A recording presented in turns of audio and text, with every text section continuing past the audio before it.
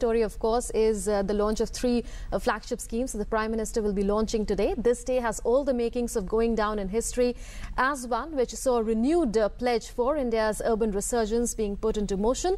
Prime Minister Narendra Modi will launch three mega flagship schemes aimed at transforming urban India, including the one for 100 smart cities, the Atal Mission for Rejuvenation and Urban Transformation, or AMRUT, for 500 cities, and Housing for All by 2022 in urban areas. Here's our report on that.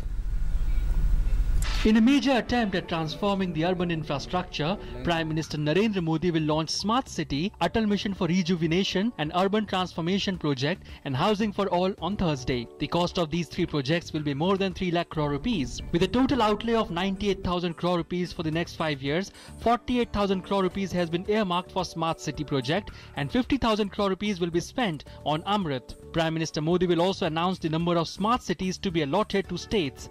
It is likely that 20 cities might be shortlisted for the Smart City project in the first phase. Countries such as Singapore, Japan, France and the United States have shown interest in partnering with India on Smart City project. देश में बढ़ते हुए शहरी उनका आबादी एक बड़ा चुनौती है।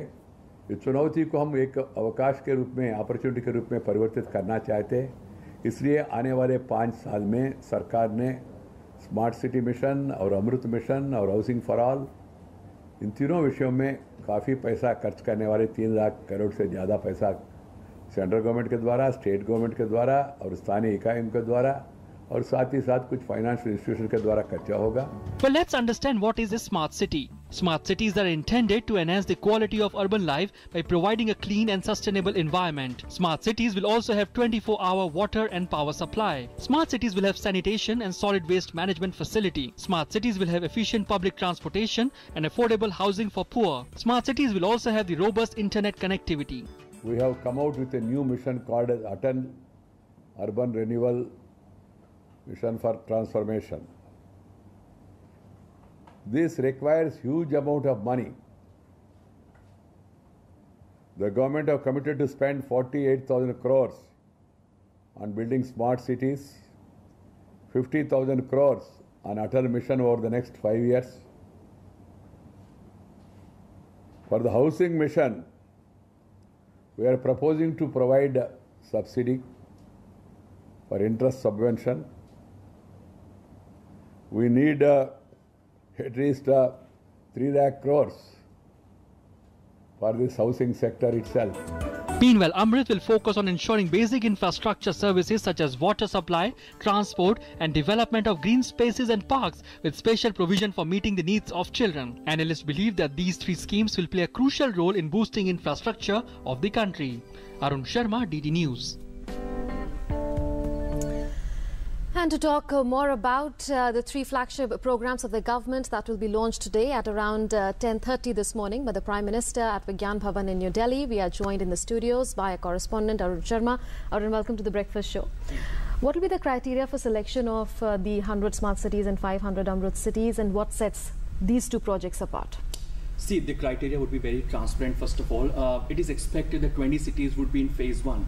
Now, all the cities have applied for this smart city project. That means every city is enthusiastic or very keen to get this smart city project, but not all the cities would be under this. For that, the cities will have to fulfill certain criteria. That means they'll have to have certain kind of basic infrastructure first of all, then and then only they qualify for this smart city project if in case they want the smart city project. That means in the first phase it is likely that what all we are also hearing from the ministries that only 20 cities would be allotted the smart city tagline, and also the AMRUT of construction of 500 AMRUT cities will also be given on the basic as far as if in case the cities having the basic infrastructure such as decent transportation, a power supply, decent power supply. That means not 24/7, but yes, a decent power supply, and also the water supply to all. But the is it being defined anywhere, Arun? What exactly is a smart city? Because people have different ideas of what a smart city should really constitute. People think I mean, you have raised the point. When for the first time I heard about the smart city, all the dreamy pictures came to my mind that we would be having some skyscrapers, we'll be having some 4 or 5 flyovers over each other. That was the basic concept. But yes,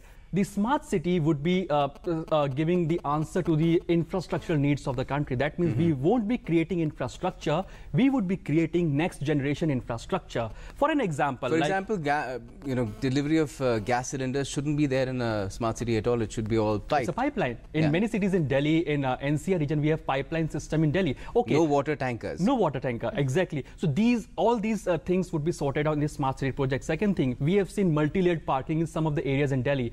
That would be there in these smart cities. Second thing, we always compare India and China. Obviously, many analysts do that. In China, in Shanghai basically itself, there are more than 10,000 skyscrapers, and Shanghai is an example of smart city. That means, do we have more than 10,000 skyscrapers? No. We would be coming out with an idea that there should be basic infrastructure. That means we should have, the smart cities should have everything online, first of all. There should be digital economy as far as smart cities is concerned. Second thing, we should have the basic requirements such as power supply, power backup, 24/7 water supply, a decent transportation system in the economy, like public transportation. Because in Delhi we have metros. In many metros we have metro trains. That means these smart cities will also be having this kind of metro facility, power backup, everything. So it would be a dreamy city, and obviously it would be giving answer to the infrastructure of the next generation. So you've talked about Shanghai, you've talked about skyscrapers in China, and India has many states and cities have entered into sister city relationships and smart city agreements with a number of cities abroad. So can we expect an imitation or emulation of those of infrastructure in those cities to those places with which agreements have been reached? Oh, absolutely, Munmun. See, many countries like Singapore, Japan, USA, Canada have shown interest in partnering with the government's smart city project. That means they would be transferring their technology to India. That means if we talk about, for example, let's say Shanghai, there was an agreement of the twin city between India and China as well. So if in case China comes forward in developing this smart city, that means they would be transferring their technology as to how they have developed their cities. For example, in China, China is focusing on next generation infrastructure. That means they are creating multi-level parking. They are creating multi-level housing, because as the population is increasing in the country, that means you have to create multi-level or the multi-story buildings so that the population, the reason to this increasing population can be sorted out. So these cities or these countries would be giving their technology, their out-of-the-box ideas as to how they are creating their cities, and we can imitate that cities. So that would be idea for this. And of course, housing for all then becomes even more important, and which is why I guess a lion's share of the money that's been allocated till 2022 is going to housing for all. And apart from emulating the Chinese model, the government also has to see that there's no glut as well. So the people need to respond to these schemes themselves. Exactly. Housing for all, according to me, would be the toughest task or the challenge for the government, because we need to create 2 crore houses for our urban society or urban population. That means we require close to 58,000 acres of land. It's a daunting task. That means what are the challenges? Government needs a land availability. Government needs faster approval, and this housing for all is a states and center subject. That's land pooling could be a big answer. It's happening in Delhi. It's happening in Delhi. That could be an answer, but we'll have to wait and watch what exactly happens. What Prime Minister Narendra Modi announces today, how this housing for all mechanism will actually work out, because there are many challenges. Government will also have to give some kind of interest subvention to the people to buy houses. And PPP model would definitely be on the agenda. And second thing, they'll have to motivate the private sector, because until unless you motivate the private sector, if it is not coming for building this housing for all scheme, I think this task cannot be done, because private sector, what it needs is lower interest rate loans. It needs easy availability and the faster availability of land. That is what private sector is also looking for. Even when public sector does construction, it normally subcontracts to the private sector. Yes, exactly. So the private sector ultimately you have to give boost to the private sector in terms of easy availability of loan and land, and then only you can complete this. All right, so a number of challenges once the rollout happens. Thank you so much, Arun, for speaking to us on The Breakfast Show. Thank you.